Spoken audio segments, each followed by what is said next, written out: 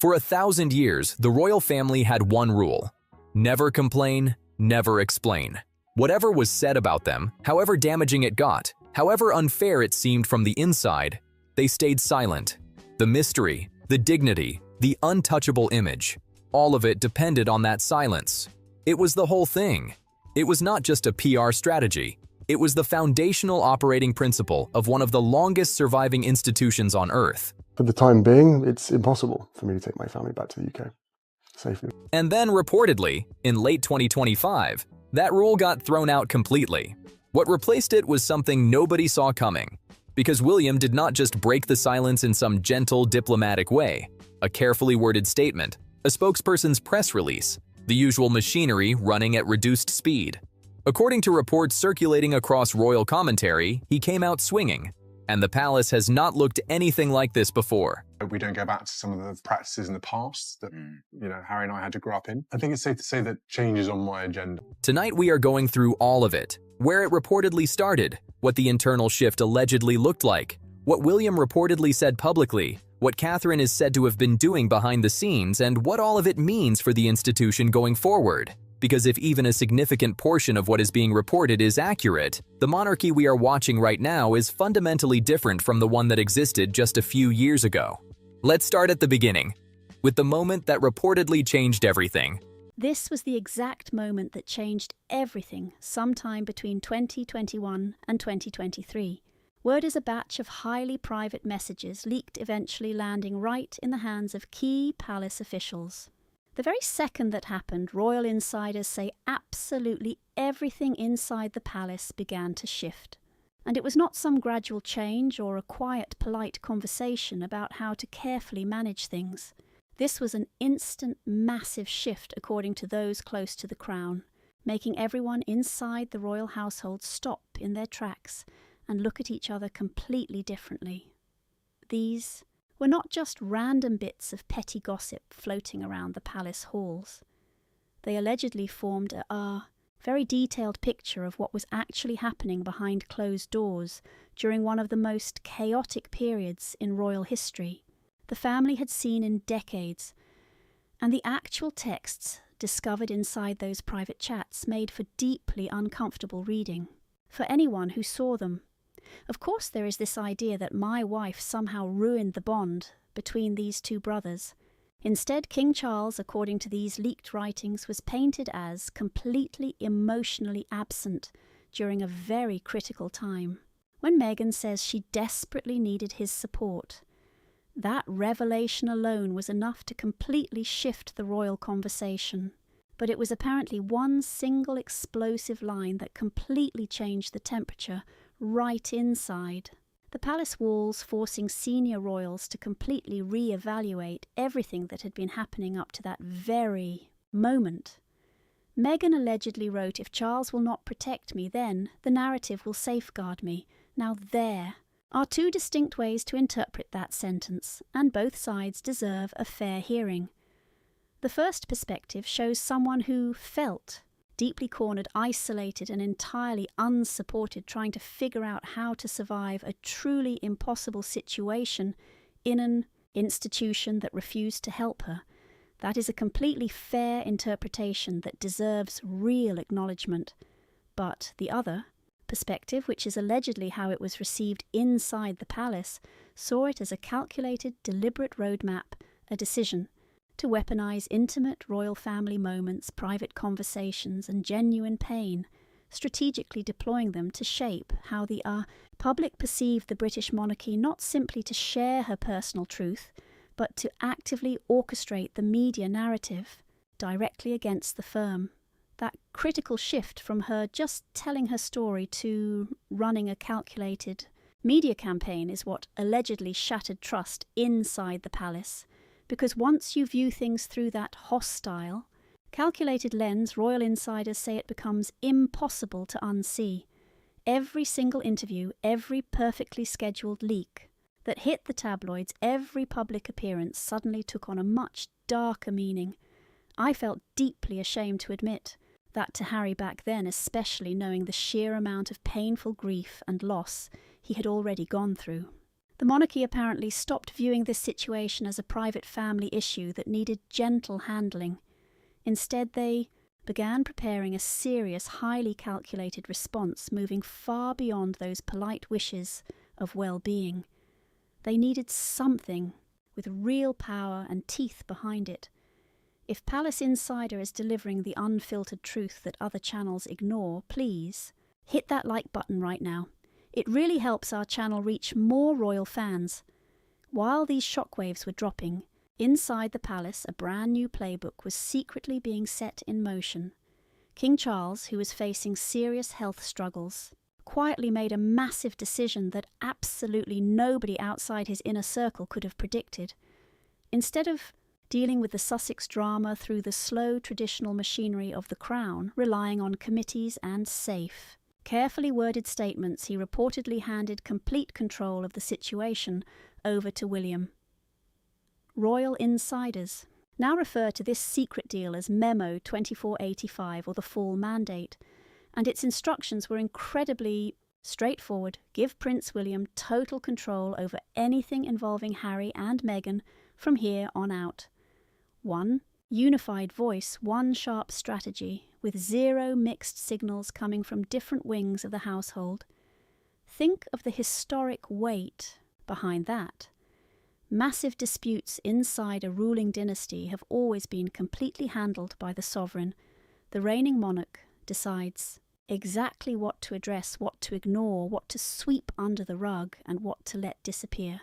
That is how it has worked for hundreds of years. The ultimate power to fix these deeply personal family wars always sits right at the top of the crown. For King Charles to step back and hand that authority directly to Prince William, it is not just a simple administrative tweak. It is a loud, unmistakable signal that the old royal ways were completely useless for this crisis. And it made total sense, according to close sources, given the massive burdens Charles was facing. He was fighting a very serious health crisis while trying to keep his heavy public schedule going, representing the crown at state visits, high-profile diplomatic dinners and public engagements, doing the continuous visible work of being the ruling king.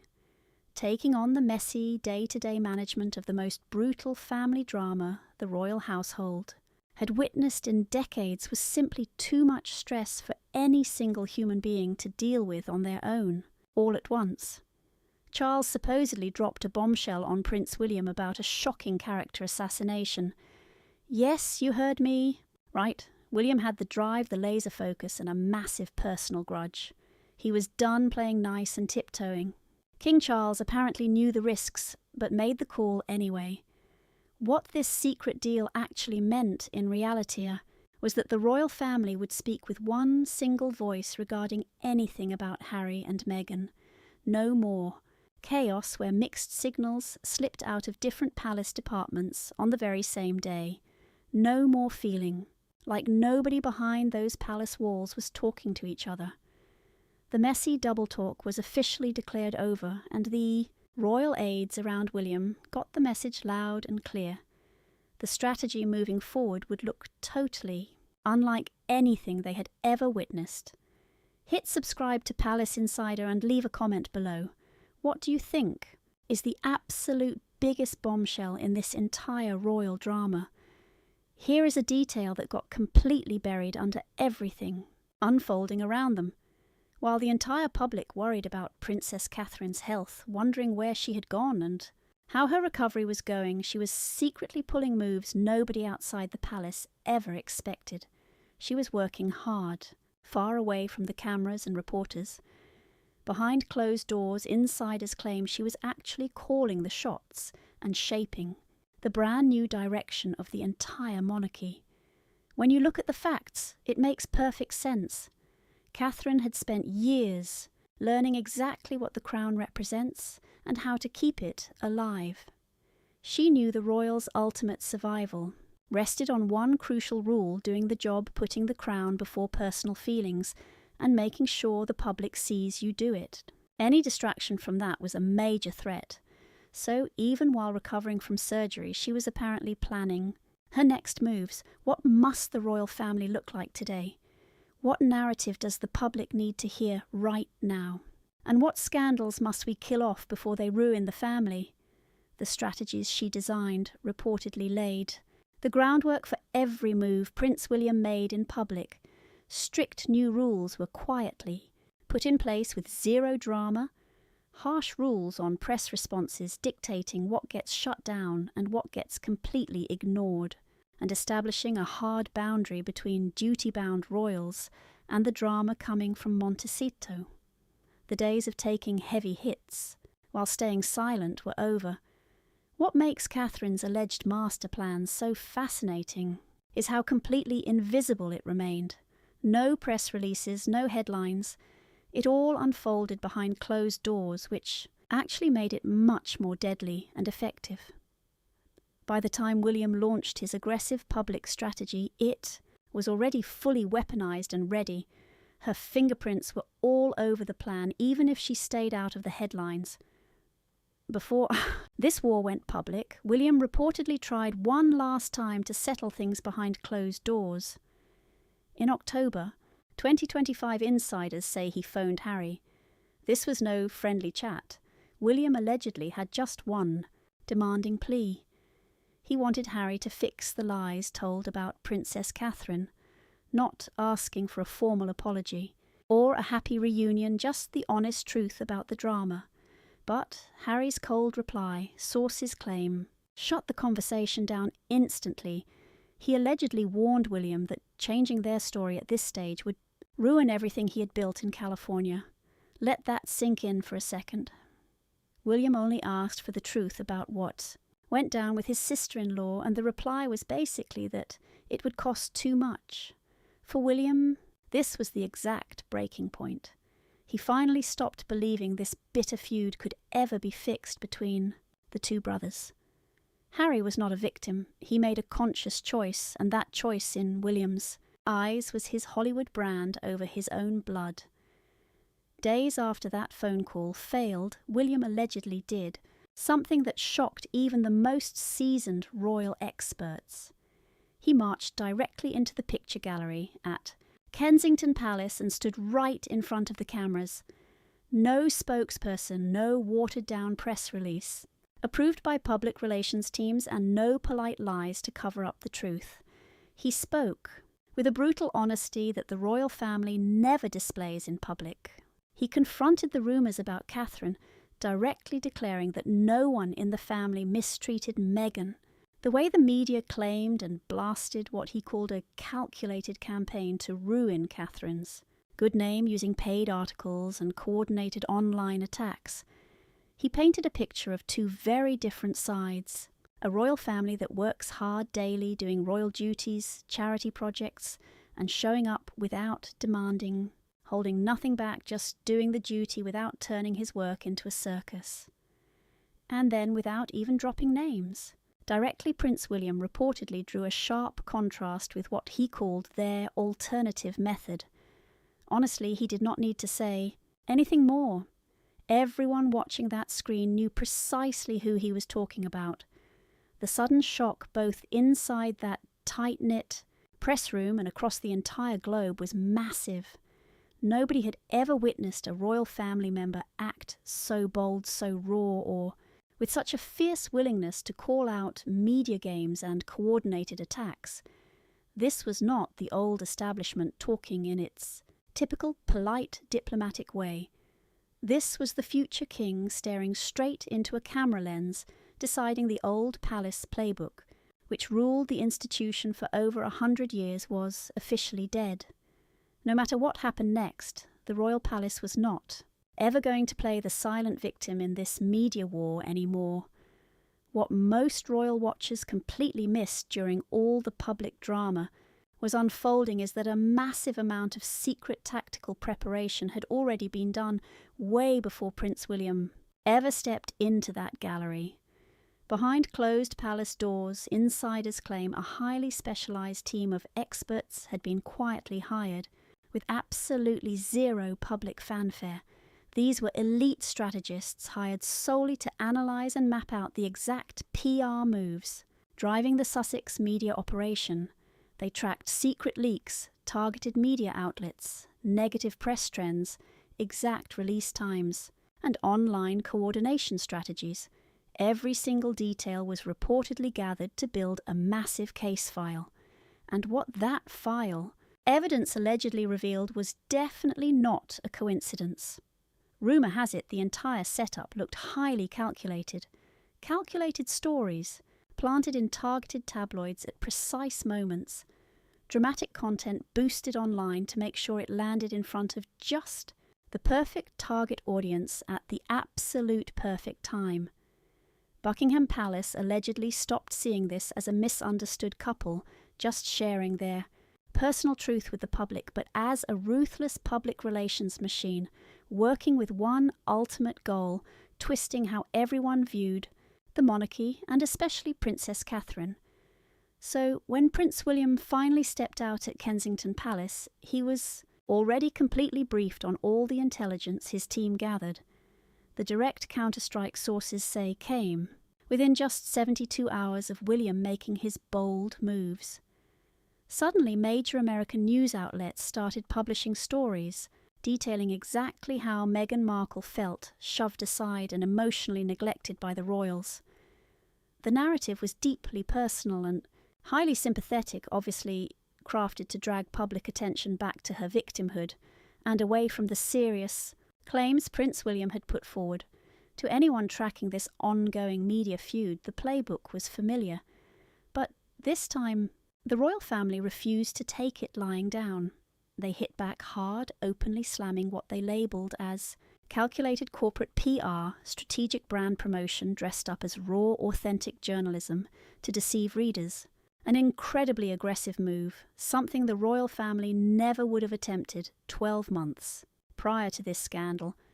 Choosing to expose the game instead of waiting for the news cycle to blow over signalled a massive shift in royal strategy. The next phase of the counterattack from Montecito was, according to insiders, even more explosive than the first.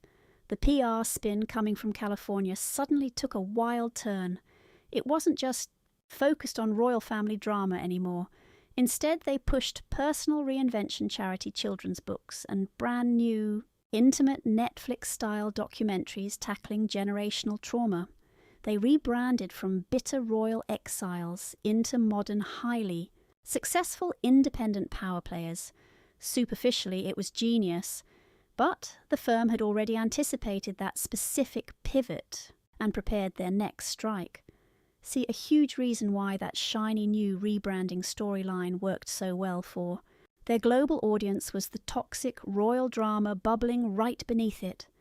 That thrill of watching rebels escape the establishment.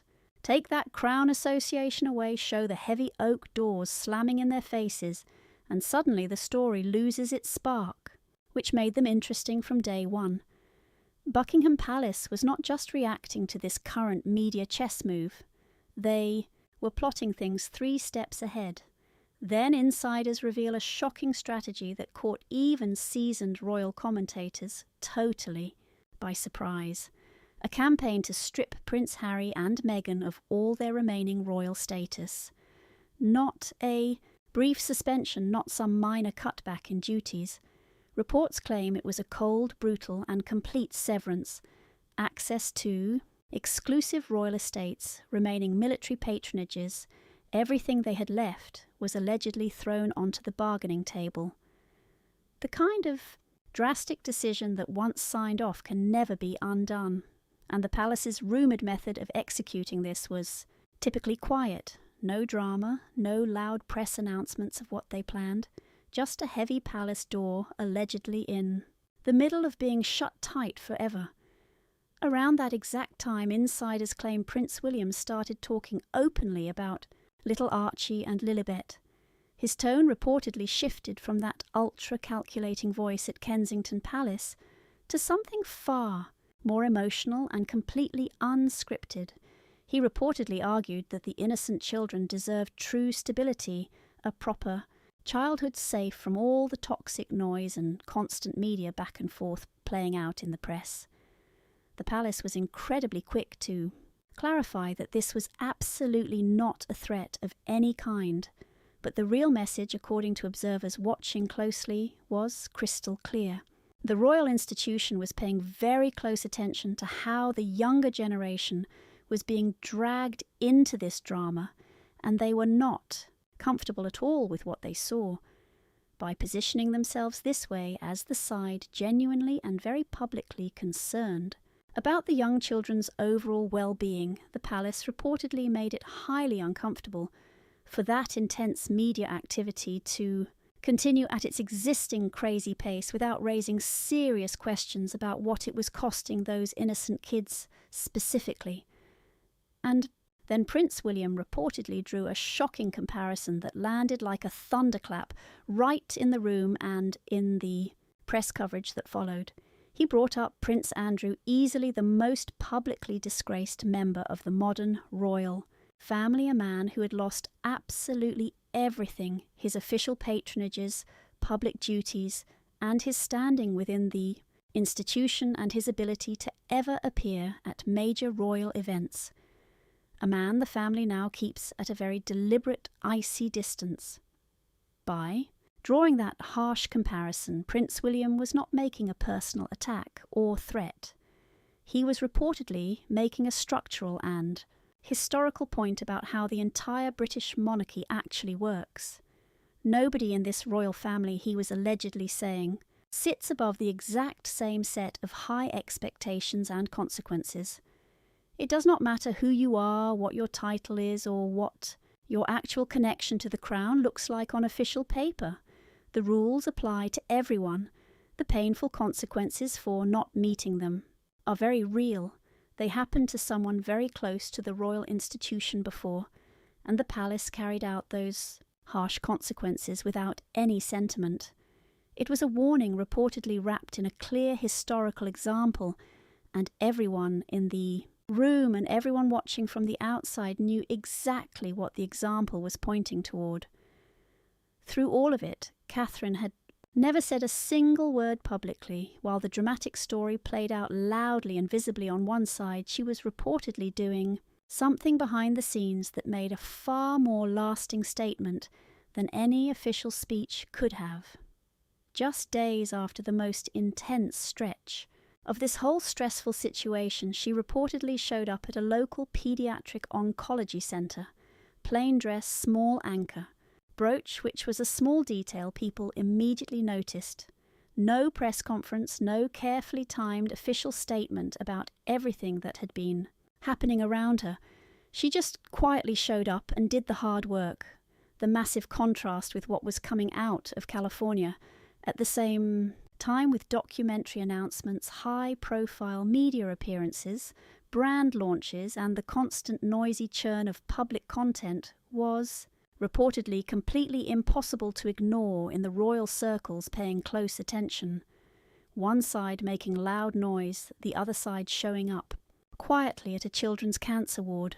No public statement was required. One powerful line allegedly attributed to Catherine during this difficult period reportedly stopped senior royal officials dead in their tracks. She is said to have told people around her, "I forgive her, but I will absolutely not accept her suffering as my duty. Sit with that heavy sentence because it is doing several different things at once. There is genuine grace in it. There is no coldness, no real bitterness, and absolutely nothing punitive. But there is also a very clear, sharp line, one that says this burden will not be carried indefinitely and will not be allowed to define what the whole institution is building." That balance reportedly became the deep underlying philosophy behind everything the royal palace did during this intense period. Personal empathy on one side, absolute clarity about the institution's direction on the very other, and the ability to hold both simultaneously without one completely collapsing the other. Step back and look at all of it together. What you are reportedly seeing, if these inside accounts hold, is the end of one old era and the beginning of something genuinely different. For a very long time, the modern monarchy's survival strategy was built on distance and mystery. Stay far above it all. Do not engage with specific wild accusations. Let the institution speak for itself through grand ceremony continuity and timeless tradition. Trust that the public would eventually see straight through all the noise. That safe strategy worked for a very long time across some genuinely difficult scandal-ridden periods. But in a world where a story can travel from a single private message to a global headline in mere hours, where social media amplification can make a heavily contested narrative feel like absolute established fact before any official institutional response is even possible, that old strategy had reportedly started to show its true age in ways that the people inside the palace gates could no longer ignore. The heavy silence that once conveyed dignity was quickly starting to look in some quarters like a total inability to respond. What Prince William and Catherine are said to have built in its place is something far more direct, more proactive, willing to name specific narrative patterns out loud that the palace would have never publicly acknowledged in the past, willing to draw harsh comparisons, call out media coordination and stand right in front of cameras and speak completely plainly about what they believe is happening. That is a real gamble. Because the deep mystery that the old royal approach protected was not just a communications advantage, it was an essential part of that structural value of the crown itself. The very second you begin explaining your side, you invite the whole public into a massive debate that is incredibly hard to shut down. You trade away that royal, untouchable mystique just to get the chance to fire back directly. Whether this high-stakes gamble is actually worth it long-term is something absolutely nobody can predict yet. There is zero playbook for this modern, aggressive version of the royal family. There is no historical blueprint for a future king standing up and exposing media games in plain English. That gentle, quiet monarchy which patiently absorbed every single headline with dignity, never giving explanations, is completely dead. What has taken its spot, if these rumours are true, is something much leaner, way sharper and far less forgiving. Whether this new aggressive approach is exactly what the royal house needs for this chaotic moment or the dangerous start of a firestorm they cannot control is a story that is still playing out. But if this wild stretch of 2025 is any indicator, the future of the royals will look absolutely nothing like the past. Do you really believe William and Kate made the right choice by shattering years of royal silence? Or is there something crucial that old-school dignity protected which this modern strategy might lose forever? Share your thoughts down in the comments section. Hit subscribe to Palace Insiders so you never miss a single update. Tapping that like button really helps us reach more viewers who want the real, unvarnished truth. See you next time. What is obvious if these insider leaks are even partially true is that William and Catherine have made their play, a completely deliberate, irreversible decision about what kind of monarchy they plan to run. That era of silent dignity is dead. Whether this new strategy turns out to be precisely what the royal family needed, or a highly reckless gamble that alters the crown forever in irreversible ways, is the massive question that the upcoming decade will finally answer. This royal drama is still unfolding, but the masterminds pulling strings behind Kensington Palace have allegedly already chosen exactly which dramatic chapter they are writing next.